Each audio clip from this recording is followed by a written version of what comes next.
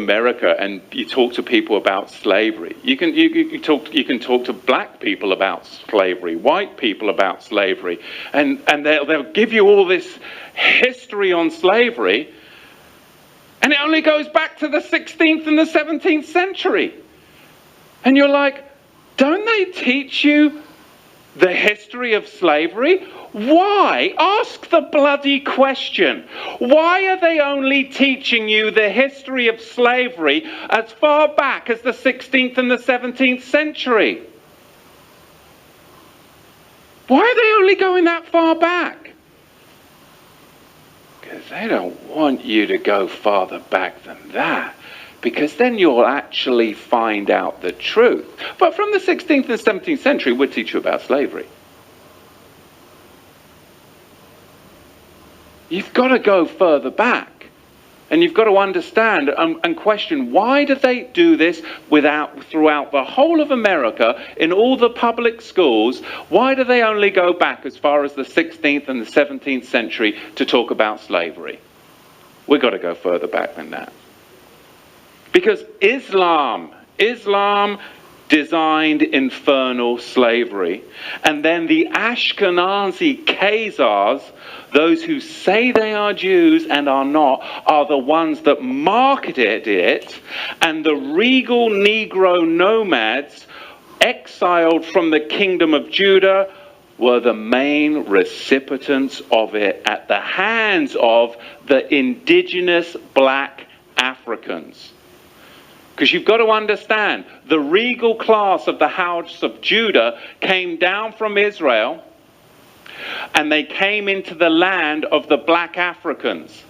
And the black Africans resented the regal class of the house of Judah in their land, because they had laws, they had customs, they had civility.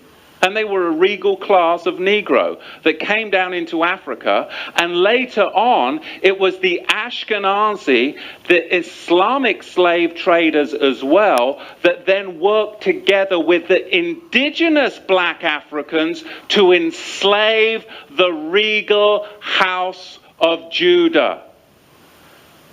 This is what we've got to understand, but you've got to go back before the 16th century to understand the roots of it. So we're going to see, as we dig into this, where this slavery came from, because it was really a system that was very, very well crafted. There was Islamic masters, and there were white Ashkenazi Khazar ship owners. There were the buyers and the sellers.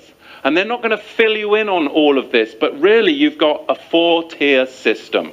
Number one, you have the Negro nomads that were exiled from the kingdom of Judah. Number two, you had indigenous black African hunters that resented the regal Negro nomads that had come into their territory with their own customs, with their own laws that were different and would not assimilate into their tribal culture. They were their own tribe. They were the regal house of Judah. And number three, you had Islamic trappers that worked with the indigenous black Africans to trap the regal Negro house of Judah. And then you had them sell them to the Ashkenazi ship merchants, along with many Portuguese and British Ashkenazi.